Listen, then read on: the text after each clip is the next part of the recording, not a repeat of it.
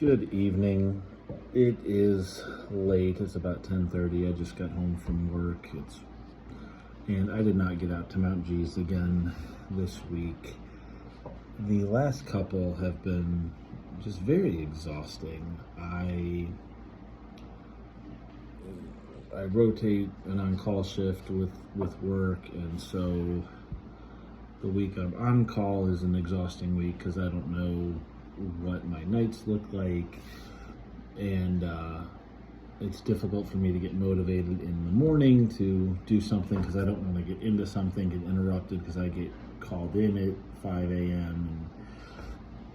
And the weeks that I'm not on call, I try to be even more productive, but the last 2 weeks, my kids have decided they're not really going to sleep or let us sleep.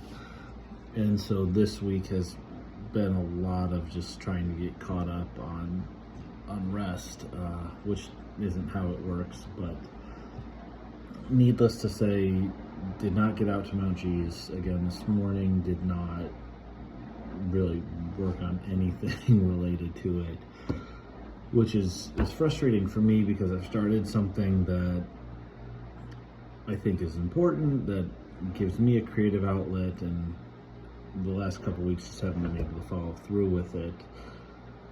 But I have been working on something else, and so I work primarily with hospice right now, and I see the value in the work, but it isn't kind of what I expected it to be. And so I've done work in church settings and don't know that I ever want to get into a church setting again because of the reality of what it takes to run a church and function a church. And I've done work in the hospital with my CPE training with the Cleveland Clinic and absolutely love the Cleveland Clinic. Looked at working with the Cleveland Clinic and just it didn't pan out for me to be able to pursue that. But I don't like working in the hospital setting and don't really want to work in the hospital setting because it is typically you walk into a moment of crisis, you're trying to provide care for somebody. And again, I think hospital chaplains are great and you do great work, but I think it's a unique calling where you, again, step into a moment of crisis typically. I don't know you, you don't know me. Do you really want me in the room when you're having a health crisis? No, you really probably don't. And so that was the draw to hospice because the requirements for hospice in America right now is you have to have a life expectancy of 6 months or less. So if your current disease prognosis does not have a realistic if your disease progresses as projected, your life expectancy is 6 months or less. And if that is not the case, then you're not hospice appropriate. And so the idea was entering into a hospice setting is I have, in theory, 6 months, and again, it's not a hard and fast rule. So we've had people on hospice for longer than 6 months and people shorter than 6 months. So that's just the required guideline is your life expectancy 6 months or less if everything progresses. And so the idea was entering into hospice setting is I have 6 months to build rapport with you and your family, and then at that moment of crisis, there's a relationship established. So when I come into this, we know each other and I've spent time with you.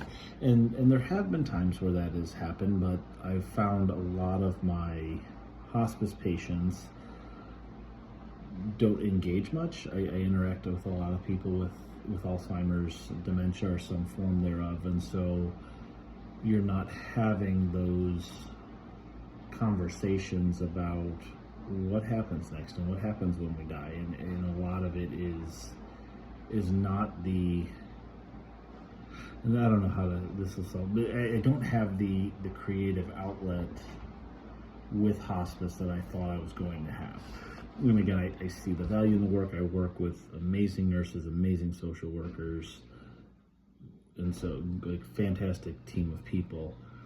But for me, it's not the stimulating creative outlet that I had expected or was hoping for. And so I found myself not looking to leave my hospice job, but trying to find some way for that. And so this thing with Mount G's was that, kind of has been that, but again, the everything else is taken away from that creative time. So fighting to have that creative time to prepare and put something together that is good and not just last minute is something that I'm struggling with right now.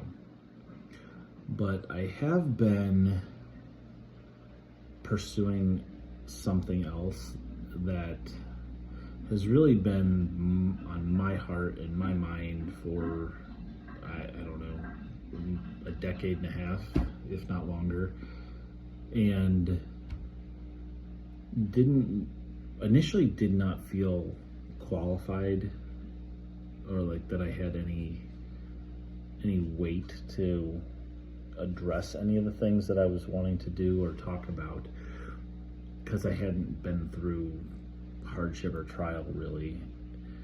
And that's no longer the case. I've been through some junk, and as a result of going through that junk, have experienced God and experienced healing and gotten some insights, and now I have the credibility to talk because it's not just theory. This is what I've lived through.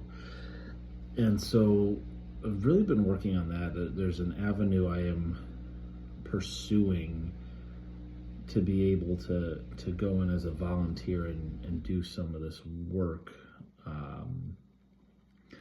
And so I've been working on a kind of proposal for that's really what it was. Like I've sent a couple emails and gotten no response. Like, you know what, like I'm just gonna walk in with a packet with my resume, with my cover letter, letting them know this is who I am and this proposal of this is what I would like to try. Are you open to doing that? And so that's been a lot of where the last couple weeks I've been. And so I will get back to Mount G's hopefully this upcoming week. And I'm hoping to have this thing, hashed out by the end of the year and submitted and just see kind of what happens. And I'm actually really excited about this, and I'm hoping that this avenue allows me to move forward with doing this. And if it takes off where I'm at, I'm already kind of thinking about how does this expand, and I don't know yet. But that's what I've been doing, again, trying to post weekly to be consistent. And hopefully next week it'll be from Mount G's again. But I hope you had a good day. I hope you have a good week this upcoming week. And yeah, that's where we're at. So have a good night. I'm going to try to get some sleep.